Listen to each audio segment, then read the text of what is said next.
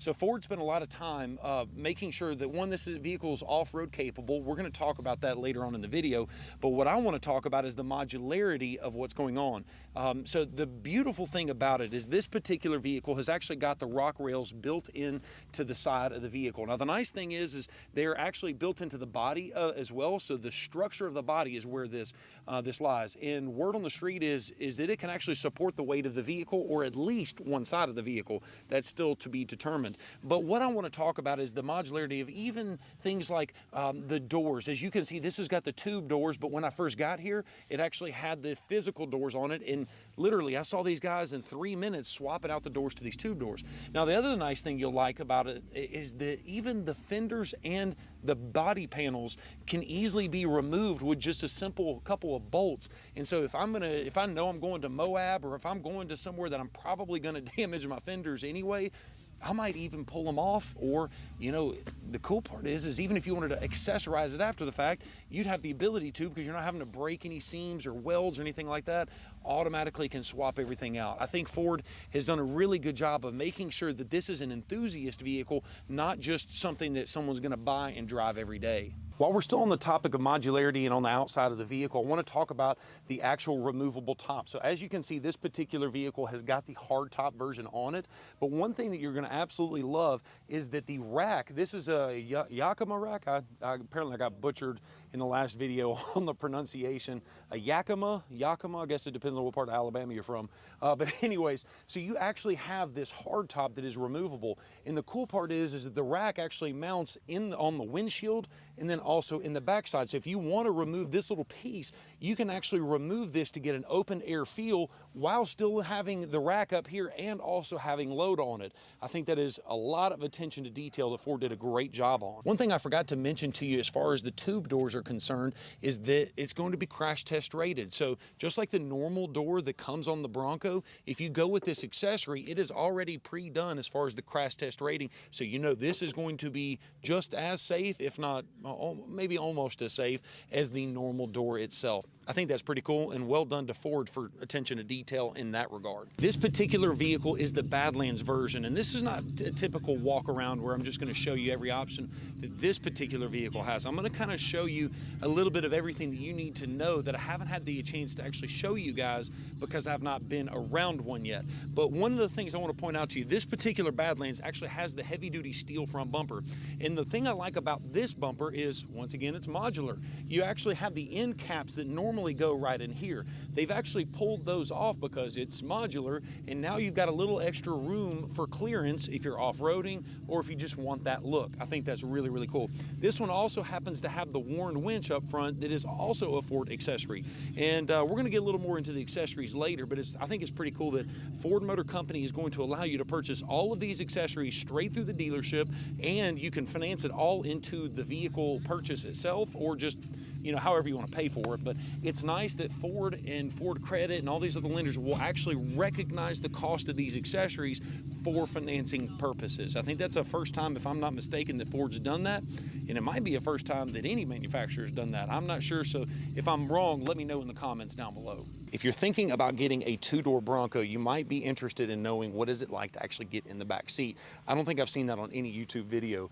Let's see if I can do this before anybody stops me. So open up the tube door with the actual handle right here. You got the lever. Well, actually, you can tell this is my first time of doing this.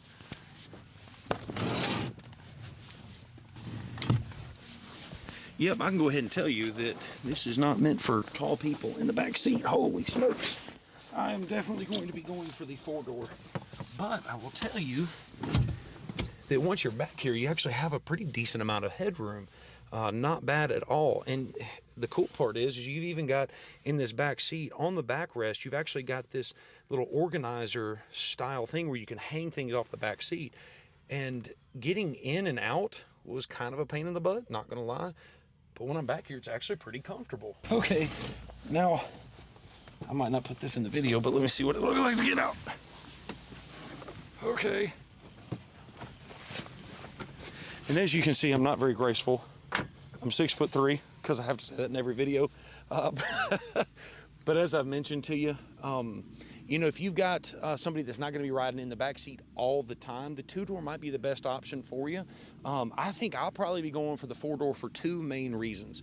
One, because I've got three kids that are relatively smaller, so I'm going to be getting them in and out of the back seat all the time. But the other reason is if you want to take your doors off and store them in the back, the cargo area, that option is not available in the two-door. It's only available on the four-door. As you can see on the Badlands version, you've got this carbonized gray front grille, and I think it looks fine. I probably would want to opt, if I had a black truck, to go with a black grille. Now the good news is Ford has advertised these grills are actually, there's a lot of them, and they're actually easy to swap out. So very much like the fenders and the doors and things like that, it should not be a problem to get this thing swapped out, or if you want to, I guess you could take it out, sand it, and repaint it. Pretty cool stuff there. A couple of other things, you've got the trail sights here are actually going to be load bearing. So if you needed to have a big long thing and then you needed to tie it down right here, you could do that. This thing is load bearing. Now the other thing is it also allows you for things like this, which are going to be the limb risers. So if you're off-roading and you've got some trees, well, guess what? It'll actually, just in case you didn't know what a limb riser was, it rises the limbs. Anyways, while we're out front, I want to talk about a couple of other things, and that's going to be the rigid LED light bar. Just like everything else on this truck, that is going to be an option that is available directly through Ford Accessories. They've got a team of different manufacturers for aftermarket accessories. Once again, this will also be available to build into the financing of the vehicle itself. And from up here, you can also see a really decent looking look at a couple of different things that is on the top of this Yakima rack, and that is going to be the roto packs, fuel cell and water cell. You've also got your recovery boards, and you can even put things like a high lift jack, or even if you wanted to do some kind of a water storage tank on the top for, you know, small showers if you're off-roading or overlanding, that kind of a thing. Looking at the back of the vehicle, you'll notice a couple of different things. First off, you have a full-size spare that's going to be mounted to the actual Bronco, and from what I hear, there was a little bit of an internal debate on exactly how this rear tailgate was supposed to open. Obviously, what they ended up going with was going to be this swing out door. You'll also notice that it actually swings out to the passenger side. That is intentional because they didn't want it to swing out to the driver's side in case you were parallel parking. You don't want someone to come out and take this door off. So it's intentional that it swings out this direction. Now, before I go into the cargo area, I want to show you a couple things that I noticed about the vehicle. First off, you've got your rear view camera that's going to be mounted in the center of this. So you're going to have nice clear view. You're not going to have the tire that is getting in the way of that.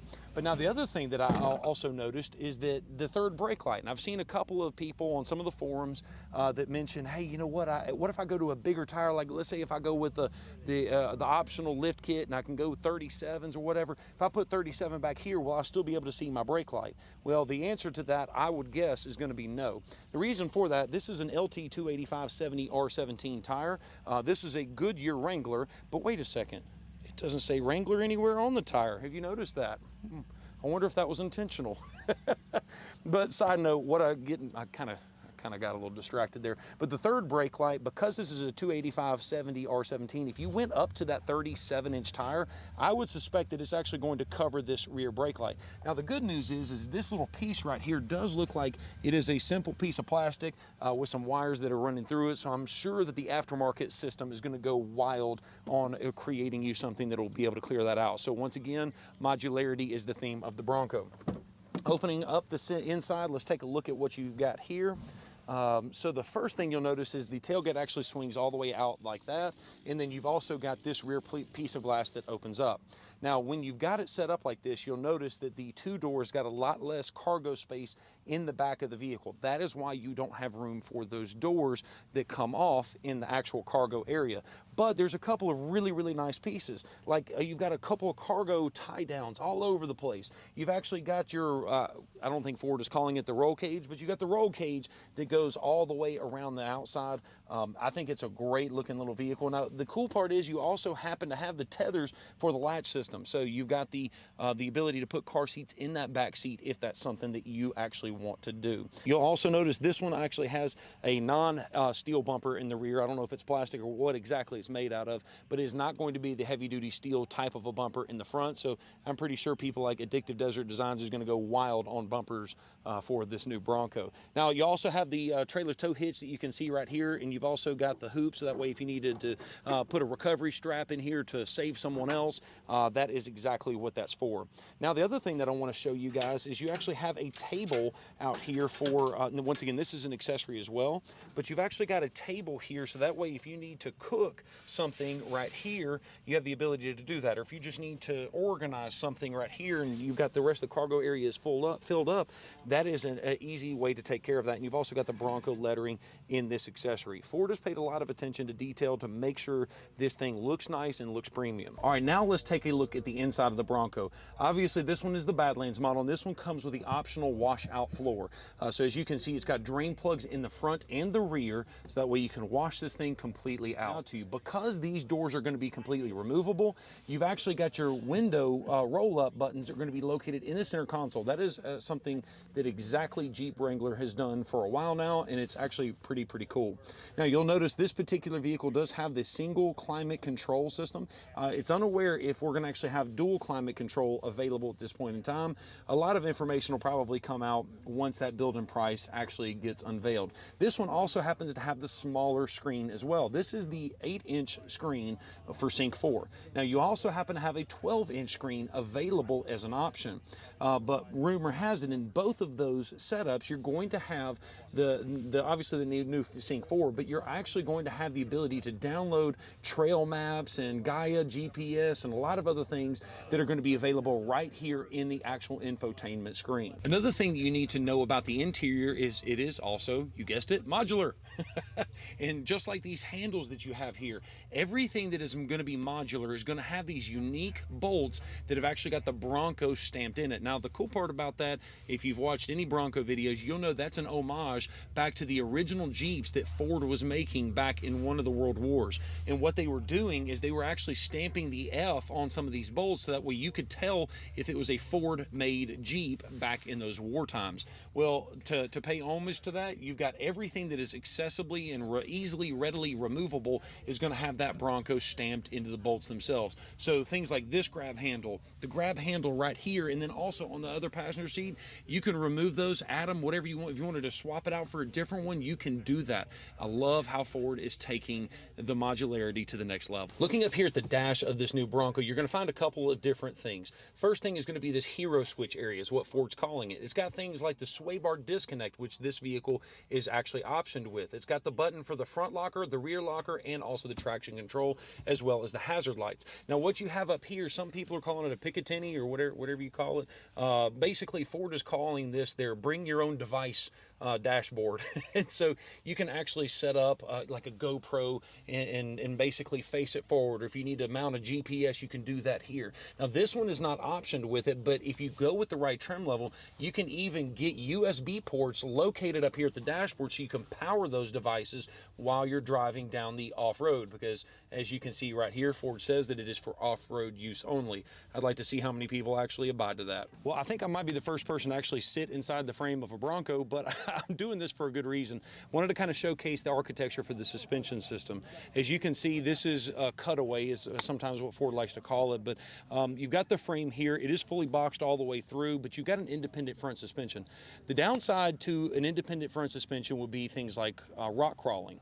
The downside is you're not going to get as much articulation. Now, the good news is that you don't have any, or have nearly as much probability of death wobble on an independent front suspension. But the nice part about an independent is because you can actually, if you've done what Ford has done and actually applied things like the automatic sway bar disconnects at low speeds, you can actually get some pretty decent articulation out of it. The benefit, though, is on the ride and quality. Because it's independent, you're going to get a better ride in the Bronco. Now, full disclosure, I've not driven it yet, so I'm not going to sit there and tell you for sure that it'll get a better ride than the Jeep does. Simple thought process would tell you that it's a newer technology. Just like the Raptor independent front suspension, you can actually go higher speed off-roading. Try and do that in a Jeep. It won't turn out well, very well for you. But let's do this. Let's take a look at the rest of this little cutaway. Now we're taking a look at the rear end of the Bronco. So as you can see, it does have a solid rear axle, and you've got a couple of different axles that you have the chance to go with. Now this particular vehicle is upfitted with the Bilstein shocks in the front and the rear. That is going to be a part of your Sasquatch package. Keep in mind these tires are a 315/70 R17, and this is going to be that higher end suspension system that you get on the truck. The other thing I want to point out to you is actually the trailer tow hitch. You'll notice that there's nothing that's dropping down and hanging really low, which is exactly what you want in a vehicle that is going to be designed for off-roading first. And then if you need to tow something that's very, very light, you can definitely do that with this truck. Unfortunately, it's not in this particular cutaway, but we haven't talked about the engines and transmissions yet, or at least the ones that are available. So obviously there's going to be two engines. If you've watched any Bronco videos, you probably heard that. The 2.3 liter EcoBoost is going to be the standard engine. And the cool part is it comes standard with a 7-speed automatic, as I've already mentioned to you. Really, it's a 6-speed with a crawler gear, but nonetheless, it's going to be awesome. That particular setup has got about a 95-to-1 crawl ratio, which is crazy low, and I think it's odd that it's just lower than the Jeep Wrangler. Almost like they were gunning for him specifically. But nonetheless, let's talk about the other engine. The other engine that's going to be available is going to be the 2.7 liter EcoBoost. Now, if you know, that's a very similar motor, if not the same motor that is found in the F-150, and it is a powerhouse. Probably one of our most reliable motors that we've had. And I've seen a lot of people make a lot of crazy amount of horsepower and torque with that motor.